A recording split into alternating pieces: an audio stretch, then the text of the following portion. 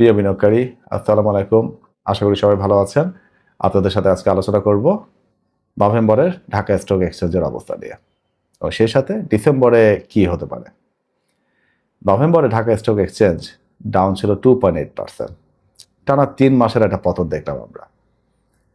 Turnover average ছিল 443 কোটি টাকা, যা তার আগের মাসের থেকে 14% কম। 21টা ট্রেডিং ডে দেখেছি আমরা নভেম্বরে, যার মধ্যে 8টা দিন মার্কেট আপ ছিল আর 13টা দিনই মার্কেট ডাউন ছিল। আর 397টা শেয়ারের লেনদেন হয়েছে গত মাসে, যার মধ্যে দাম বেড়েছে মাত্র 85টির, কমেছে 301টির, আর বাকিগুলো আনচেঞ্জ ছিল। নভেম্বরের প্রথম অর্ধে আমরা দেখেছি যে মার্কেটে একটা টানা পতন হয়েছে। এখানে একদম শুরুতে আমরা দেখেছি যে নতুন মার্জিন রুল নিয়ে একটা মার্কেট অস্থিরতা ছিল, যেটা হচ্ছে নভেম্বরের 6 তারিখে এসেছে। নতুন রুলে আপনারা জেনে থাকবেন যে মার্জিন লোন পাওয়াটা আগের থেকে আরও ডিফিকাল্ট করা হয়েছে। সব শেয়ারে মার্জিন পাওয়া যাবে না, আগের থেকে আরও কম শেয়ারে পাওয়া যাবে, এবং সবাই মার্জিন রুলও নিতে পারবে না, এখানেও কিছু রেস্ট্রিকশন করা হয়েছে। তো সেই কারণে আগে যে মার্জিন লোনগুলো দেওয়া ছিল সেগুলো অনেকগুলো অ্যাডজাস্ট করতে হবে, এবং অ্যাডজাস্ট করতে হলে শেয়ার সেল করতে হবে, এবং নতুন করেও আগের মতো মার্জিন লোন পাওয়া যাবে না। এইভাবে বাজারের মধ্যে একটা অস্থিরতা ছিল, যেটার প্রভাব আমরা নভেম্বরের শুরুতেই দেখেছি। সেই সাথে এরপরে আমরা দেখি হচ্ছে পলিটিক্যাল একটা ক্যাওস বা আনসার্টেনিটি নিয়ে বাজারের মধ্যে টেনশন। বিশেষ করে নভেম্বরের 13 তারিখে সাবেক প্রধানমন্ত্রীর রায়কে কেন্দ্র করে আওয়ামী লীগের একটা লকডাউন ছিল, এবং সেটা নিয়ে বাজার যথেষ্ট শঙ্কিত ছিল যে পলিটিক্যাল কোনো ক্যাওস বা আনসার্টেনিটির মধ্যে দেশ চলে যায় কিনা, ভায়োলেন্স হয় কিনা। সেই টেনশন থেকে নভেম্বরের 13 তারিখে আমরা দেখেছি মার্কেটে একটা বড় পতন হয়, যেখানে একদিনেই মার্কেটে পতন হয় 2.5%, যেটা একদিনের পতনের জন্য খুব বড় একটা অ্যামাউন্ট। তবে মাসের শেষার্ধে আমরা দেখেছি যে বাজার ঘুরে দাঁড়ানোর চেষ্টা করেছে, এবং এই সময়টাতে পলিটিক্যাল সিচুয়েশন অনেক বেশি স্টেবল ছিল। তো সেটা রিফ্লেকশন আমরা বাজারে দেখেছি। যদি সেক্টরের পারফরমেন্স নিয়ে বলি, তাহলে ইন্টারেস্টিং ব্যাপার হচ্ছে টপ 10 গেইনারের মধ্যে দেখবেন এখানে ব্যাংকিং সেক্টরে একটা ভালো আধিপত্য ছিল। তো নর্মালি এতটা কম টার্নওভারে ব্যাংকিং সেক্টর এত ভালো করে না। তবে এই সময়টাতে এই মাসে আমরা দেখেছি যে ব্যাংকিং সেক্টরটা ভালো আধিপত্য ছিল, যেটা আসলে খুব একটা কমন ঘটনা না। আর তাছাড়া মাঝারি এবং ছোট পাওয়ার জেনারেশন কোম্পানিগুলোও দেখেছি ভালো করেছে। 2টা কোম্পানি টপ 10 গেইনারের মধ্যে এই সেক্টর থেকেও ছিল। অন্যদিকে টপ লুজারের স্টকগুলো আপনারা স্ক্রিনে দেখতে পাচ্ছেন। এখানে র্যান্ডম সেক্টর থেকে আসছে, এরকম খুব স্পেসিফিক কোনো সেক্টর ফোকাস না।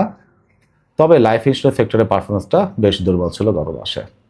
এই টপ 10 লুজারের মধ্যে দেখবেন 2টাই আছে লাইফ ইন্স্যুরেন্স কোম্পানি থেকে, এবং বেশিরভাগ লাইফ ইন্স্যুরেন্স কোম্পানি নভেম্বরে ভালো করতে পারে নাই। এটা মূল কারণ হচ্ছে নতুন মার্জিন রুলে লাইফ ইন্স্যুরেন্স কোম্পানির মার্জিন রুল পাওয়াটা অনেক ডিফিকাল্ট করেছে, এবং সেটার পরিমাণটা অনেক কমিয়ে নিয়ে আসছে, যে তারা লোন পেলেও খুব অল্প পরিমাণ পাবে, আগের মতো না। এই কারণে লাইফ ইন্স্যুরেন্স কোম্পানিগুলো যেগুলো মার্জিন লোনে কেনা ছিল সেগুলো তো সেল করতে হয়েছে বা হবে, অথবা নতুন করে ওইভাবে আগের মতো তারা লোন পাবে না ভেবে এই সেক্টরটা ভালো পারফর্ম করতে পারে না, এবং বেশ ভালো কারেকশন হয়েছে। যদি ম্যাক্রো ইকোনমি নিয়ে বলি, তাহলে আমাদের কাছে যে ডাটাগুলো এখন পর্যন্ত অ্যাভেলেবল আছে, অক্টোবর মাসে আমরা দেখেছি ইনফ্লেশন বেশ কমে আসছে 8.17%, যেটা গত 39 মাসের মধ্যে সর্বনিম্ন। এটা ইনফ্লেশন যদি কমে আসে তো হাই ইনফ্লেশন সিনারিও থেকে এটা ক্যাপিটাল মার্কেটের জন্য সবসময় ভালো, এবং এটা মার্কেটের জন্য একটা পজিটিভ সাইন। অন্যদিকে নভেম্বরের 24 তারিখ পর্যন্ত আমরা দেখেছি যে রেমিটেন্স বেড়েছে, এই যেটুকু ডাটা আমাদের কাছে এখন অ্যাভেলেবল আছে, প্রায় 28%। এটাও আমাদের ইকোনমির জন্য একটা ভালো পজিটিভ সাইন।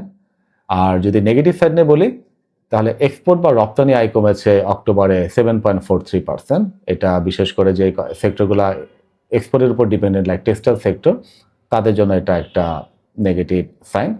আর আরেকটা ব্যাপার বেশ ইম্পর্টেন্ট, এবং মার্কেটের জন্য এটাও ভালো জিনিস না, সেটা হচ্ছে ট্রেজারি বন্ডগুলোর আমরা রেট বাড়তে দেখেছি, ইন্টারেস্ট রেট বাড়তে দেখেছি নভেম্বরে। 2 বছর থেকে 20 বছর মেয়াদি বিভিন্ন বন্ড, এগুলার মোটামুটি 40 থেকে 81 বিপস পর্যন্ত আমরা দেখেছি ইন্টারেস্ট রেট বেড়েছে। তো এটা যদি এইভাবে বাড়তে থাকে, এটাও মার্কেটের জন্য অবশ্যই একটা নেগেটিভ বিষয়, এবং এটা আমাদের একটা ভিডিও আছে যে ইন্টারেস্ট রেটের সাথে মার্কেটে কি সম্পর্ক, আপনারা দেখতে পারেন চাইলে। তো এখন সবকিছু মিলায় কোশ্চেন হচ্ছে ডিসেম্বরে তাহলে আমরা কি দেখতে পারি। এক কথা যদি বলি, ডিসেম্বর নিয়ে আমি আশাবাদী, এবং হিস্টোরিক্যাল একটা মজার ব্যাপার দেখা গিয়েছে যে ডিসেম্বর মাসটা নর্মালি ডিএসসির পারফরমেন্স পজিটিভ থাকে। গত 12 বছরের 12টা ডিসেম্বর মাসের মধ্যে দেখা গিয়েছে 10টা ডিসেম্বরই পজিটিভ ছিল, খালি 2টা নেগেটিভ ছিল।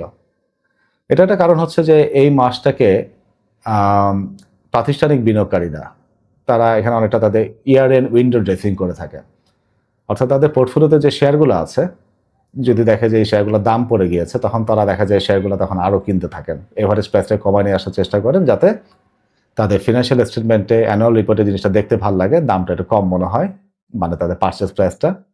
তো এই কারণে দেখা যায় মার্কেটে একটা নেট বাই বা একটা বাই প্রেশার আসে ডিসেম্বরে, এবং এই জন্য মোস্ট অফ দ্য টাইম ডিসেম্বরে দেখা যায় মার্কেট ভালোই থাকে, আনলেস কোনো নেগেটিভ এরকম বড় কোনো ইভেন্ট না আসে যদি।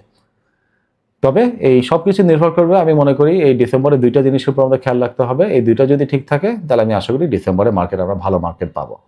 প্রথমত হচ্ছে পলিটিক্যাল স্টেবিলিটি, এবং আমাদের দেশটা যদি আমরা দেখি যে একটা সুষ্ঠু শান্তিপূর্ণ নির্বাচনের দিকে আগাচ্ছে, সেটা মার্কেটের জন্য ভালো করার জন্য প্রথম শর্ত, এটা খুবই দরকার। আর দ্বিতীয়ত হচ্ছে ইন্টারেস্ট রেটটা যদি আমাদের স্টেবল থাকে বা এখান থেকে তেমন একটা না বাড়ে। এটাও যদি খুব বেশি বেড়ে যায়, তাহলে মার্কেট পারফর্ম করা ডিফিকাল্ট হবে, যেটা আপনারা ট্রেজারি বন্ডের রেট দিয়ে ট্র্যাক করতে পারবেন। তো এই হচ্ছে মূলত আমাদের নভেম্বরের মার্কেট আপডেট এবং ডিসেম্বরের ফোরকাস্ট। আপনারা চাইলে আপনাদের ফান্ডের একটা পোর্শন আমাদের মাধ্যমে ম্যানেজ করতে পারেন। আমাদের একটা হাই এন্ড গ্রোথ ফান্ড আছে, ইনভেস্টেড গ্রোথ ফান্ড, সেখানে আপনারা বিনিয়োগ করতে পারেন, যেখানে মাত্র 1000 টাকা থেকে মান্থলি এসআইপি করা যায়, অথবা আপনি মিনিমাম মাত্র 5-6 হাজার টাকা দিয়েও শুরু করতে পারেন।